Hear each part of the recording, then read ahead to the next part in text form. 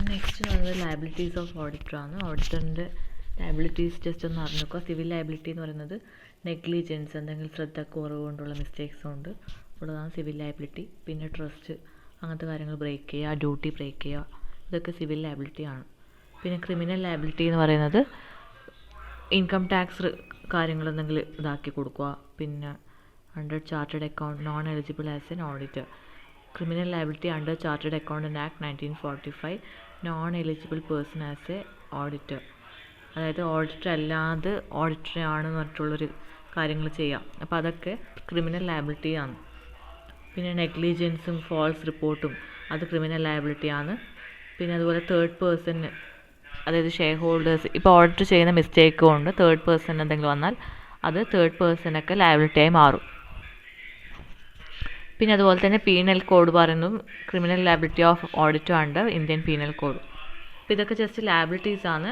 Civil liability എന്ന് പറയുന്നത് നെഗ്ലിജൻസും പിന്നെ ബ്രീച്ച് ഓഫ് ഡ്യൂട്ടി കൃത്യമായി ചെയ്യാണ്ടിരിക്കുക, പിന്നെ ട്രസ്റ്റ് ബ്രേക്ക് ചെയ്യുക, ഇതൊക്കെ സിവിൽ ലയബിലിറ്റി ആണ്.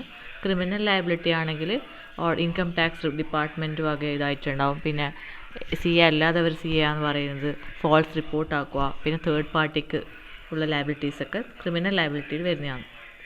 അപ്പോൾ അത് ജസ്റ്റ് നോക്കി വെച്ചാൽ മതി. കോമൺ ലോയിൽ അങ്ങനെ പറയുന്നില്ല. കോമൺ ലോയിൽ നോർമലി ഇതുപോലെ തന്നെ മിസ്റ്റേക്സ് വരുന്നതും അങ്ങനത്തെ കാര്യങ്ങൾ തന്നെയാണ്. ഫ്രോഡുലൻ്റ് ആയിട്ട് കാര്യം ചെയ്യാം.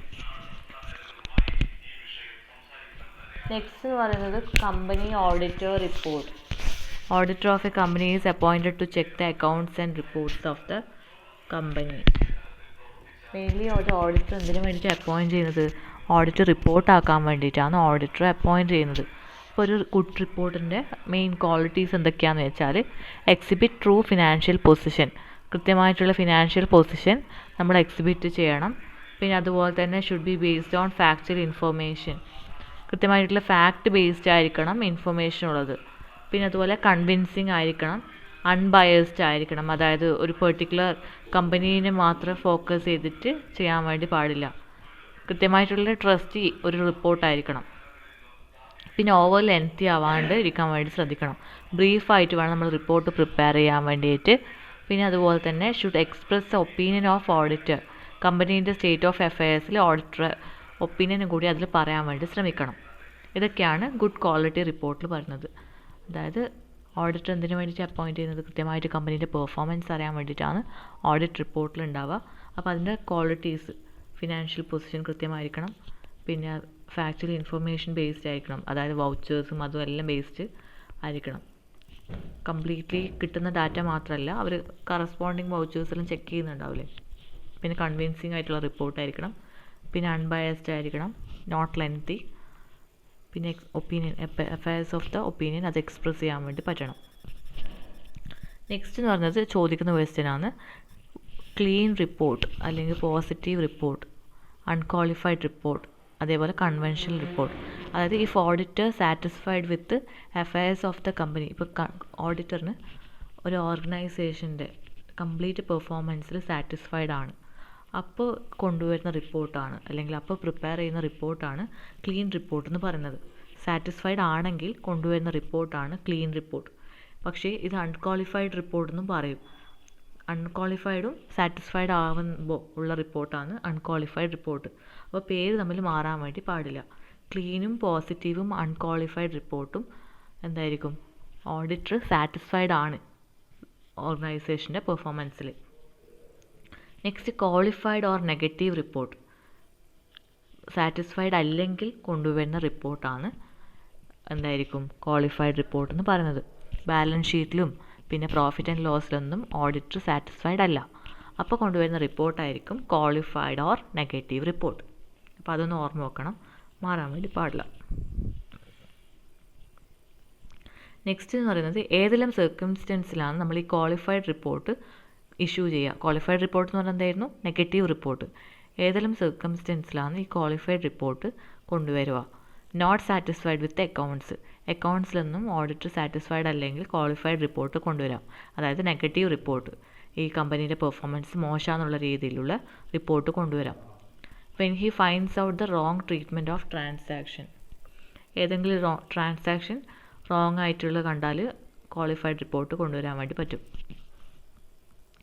പിന്നെ ഓവർ വാല്യുവേഷൻ അണ്ടർ വാല്യുവേഷൻ കാണിക്കുന്നതാണെങ്കിൽ, അല്ലെങ്കിൽ എന്തെങ്കിലും കമ്പനീസ് ആക്ട് വയലേറ്റ് ചെയ്യുന്നതാണെങ്കിലും, പിന്നെ അതുപോലെ തന്നെ when accounts do not disclose true and fair value, ഇങ്ങനത്തെ കേസിലൊക്കെ എന്ത് ചെയ്യാം, ക്വാളിഫൈഡ് റിപ്പോർട്ട് ഇഷ്യൂ ചെയ്യാൻ വേണ്ടി പറ്റും.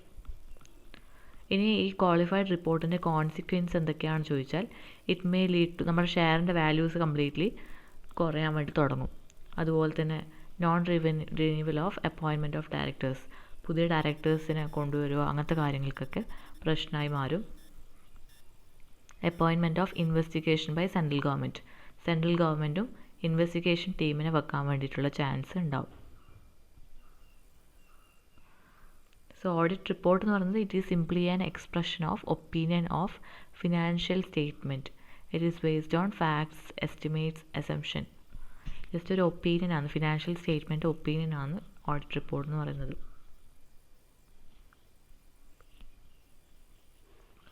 നെക്സ്റ്റ് ഓഡിറ്റ് സർട്ടിഫിക്കറ്റ് എന്ന് പറയുന്നത് it is certificate of truth. Audit certificate is based on fact, figures supported by vouchers and document. Just ഒരു സർട്ടിഫിക്കറ്റ് ആയിട്ട് കൊണ്ടുവരുന്നതായിരിക്കും. മെയിൻലി ഇത് വൗച്ചേഴ്സ് ബേസ്ഡ് ആയിട്ടുള്ളൊരു സർട്ടിഫിക്കറ്റ് ആണ്. Next content of audit report, ഇത് 3 marks ചോദിക്കാറുണ്ട്. ഓഡിറ്റ് റിപ്പോർട്ടിൻ്റെ കണ്ടൻറ് എന്തൊക്കെയാണ്? Whether proper books of accounts required by law have been kept by the company. അതായത് കൃത്യമായിട്ട് എല്ലാ ബുക്സ് ഓഫ് അക്കൗണ്ട്സും എല്ലാം കമ്പനി വെക്കുന്നുണ്ടോ, സൂക്ഷിക്കുന്നുണ്ടോ, അത് ഓഡിറ്റ് റിപ്പോർട്ടിൽ പറയണം. Second, whether accounts of the branches have been audited or have been exempted from the audit. എല്ലാ അക്കൗണ്ട്സും ചെക്ക് ചെയ്തിട്ടുണ്ടോ, എവിടെയെങ്കിലും എക്സംഷൻ വെച്ചിട്ടുണ്ടോ, അത് പറയാം. Third one, whether balance sheet give true and fair value of statement. കൃത്യമായിട്ട് balance sheet true and fair value കൊണ്ടുവരുന്നുണ്ടോ. Whether profit and loss give true and fair value. പിന്നെ അതുപോലെ കോർപ്പറേറ്റ് ഗവൺമെൻറ്റിൻ്റെ സർട്ടിഫിക്കറ്റ് വേണം. അതുപോലെ എല്ലാ നെസസറി ഇൻഫർമേഷനും അതിൽ വെക്കണം. അപ്പോൾ ഓഡിറ്റ് റിപ്പോർട്ടിൻ്റെ കണ്ടൻറ്റാണ് ഇതിൽ പറയുന്നത്. എല്ലാ ബുക്സും ഉണ്ടോ, പിന്നെ അതുപോലെ എല്ലാ ബ്രാഞ്ചസ് വിസിറ്റ് ചെയ്തിട്ടുണ്ടോ, അതുപോലെ ബാലൻസ് ഷീറ്റും പ്രോഫിറ്റ് ആൻഡ് ലോസ് അക്കൗണ്ടും ട്രൂ ആൻഡ് ഫെയർ വാല്യൂ ആണോ, കോർപ്പറേറ്റ് ഗവർണൻസിൻ്റെ സർട്ടിഫിക്കറ്റ്, പിന്നെ കറക്റ്റ് എല്ലാ ഇൻഫർമേഷനും ഓഡിറ്ററിന് കിട്ടിയിട്ടുണ്ടോ.